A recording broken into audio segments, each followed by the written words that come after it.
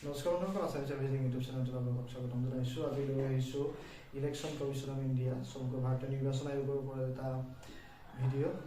কেনেদৰে ইলেকশ্যন পৰিচালনা কৰা হয়, ECI কেতিয়া গঠন হৈছিল সেই বিষয় লৈ আশা কৰিছোঁ আপোনালোক উপকৃত হ'ব। আৰু যদি ভিডিঅ'টো চাই ভাল পায়, ভিডিঅ'টো লাইক কৰি দিব, শ্বেয়াৰ কৰি দিব আৰু চেনেলটো ছাবস্ক্ৰাইব কৰি দিবলৈ নাপাহৰিব। ধন্যবাদ। ভাৰতীয় নিৰ্বাচন আয়োগৰ গঠন হৈছিল 1950 চনৰ 25 জানুৱাৰী তাৰিখে, আৰু সেই সময়তে কেৱল মাত্ৰ এজন মুখ্য নিৰ্বাচনী আয়ুক্ত আছিল। আৰু 1989 চনৰ 16 অক্টোবৰত ঠিক 1990 চনৰ সাধাৰণ নিৰ্বাচনৰ প্ৰাক মুহূৰ্তত তেওঁলোকে বিবেচনা কৰিলে যে এজন নিৰ্বাচন আয়ুক্তৰে চলাব নোৱাৰি, গতিকে তিনিজনীয়া এখন সমিতি গঠন কৰা হ'ল।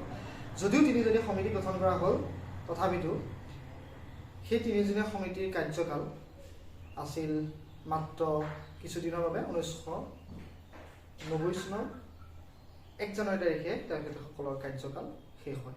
তাৰপিছত 1990 চনৰ 1 জানুৱাৰীৰ দিনাই তেওঁলোকৰ বাৰ্ষিক কাৰ্যনিৰ্বাহী সমিতিত সিদ্ধান্ত লোৱা হয় যে ইলেকশ্যন কমিশ্যন অফ ইণ্ডিয়া, ভাৰতীয় নিৰ্বাচন আয়োগ, বহু সদস্যৰে গঠিত এটা সংস্থালৈ পৰিণত কৰা হ'ব।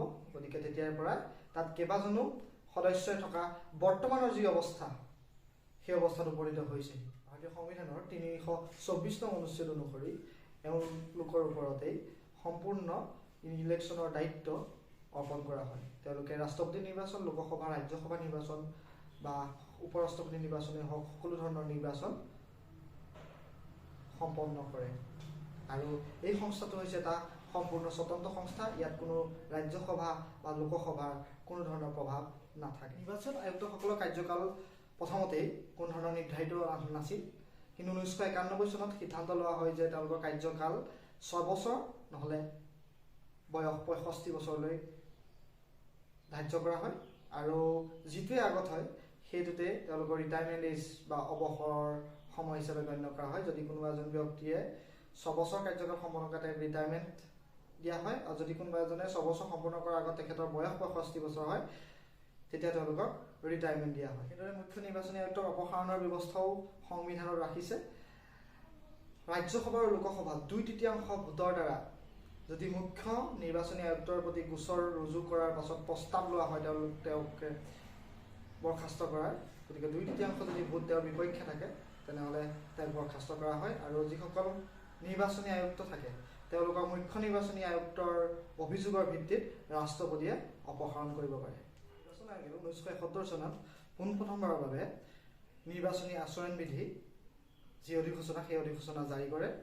1989 চনত ৰাজনৈতিক দলৰ প্ৰক্ৰিয়াৰ বাবে পঞ্জীয়নৰ বাবে এক প্ৰক্ৰিয়া মুকলি কৰে, আৰু কিছুমান দলে সেই প্ৰক্ৰিয়াৰ দ্বাৰা নিজকে পঞ্জীয়ন কৰিবলৈ সক্ষম হয়। আৰু পঞ্জীয়নৰ বিভ্ৰান্তিৰ পৰা আঁতৰিবলৈ তেওঁলোকক এটা এটা সাংকেতিক চিহ্ন, যিটোক আমি প্ৰতীক বুলি কওঁ, সেই প্ৰতীক প্ৰদান কৰাৰ একমাত্ৰ অধিকাৰ নিৰ্বাচনী আয়োগৰ আছে। আৰু নিৰ্বাচনী আয়োগে ইয়াৰ যোগেদি ৰাজ্যিক, আঞ্চলিক আৰু ৰাষ্ট্ৰীয় দলসমূহক স্বীকৃতি প্ৰদান কৰে। নিৰ্বাচন আয়োগে 1993 চনৰ পৰা নিৰ্বাচনী জালিয়াতি আঁতৰাবলৈ ফটোযুক্ত যি পৰিচয় পত্ৰ, আমি যি ভোটাৰ ID কাৰ্ড বুলি কওঁ, সেই ভোটাৰ ID কাৰ্ড প্ৰচলন কৰে। আৰু 2004 চনৰ নিৰ্বাচনৰ পৰা এই ভোটাৰ ID কাৰ্ড বাধ্যতামূলক হৈ পৰে। ইয়াৰ বাবে ভোটাৰ ID কাৰ্ডত এটা বিশেষ এপিক নাম্বাৰ থাকে। সেই এপিক নাম্বাৰটোৱে প্ৰতিজনৰ বাবে বেলেগ বেলেগ হয়, আৰু এইটোৱে এজন মানুহক ভোটাধিকাৰ সাব্যস্ত কৰাত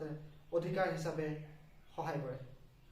ধন্যবাদ। আশা কৰিছোঁ ভিডিঅ'টো চাই ভাল পালে, গতিকে ভিডিঅ'টো লাইক কৰি দিব, শ্বেয়াৰ কৰি দিব আৰু ছাবস্ক্ৰাইব কৰিবলৈ নাপাহৰিব। ইয়াৰ পাছত আমি কেনেদৰে ভোটদান প্ৰক্ৰিয়া দিয়া হয়, ভোটদান প্ৰক্ৰিয়াৰ প্ৰকাৰকেইটা, সেইকেইটাৰ বিষয়ে আপোনালোকৰ মাজলৈ ভিডিঅ' লৈ আনিবলৈ চেষ্টা কৰিম।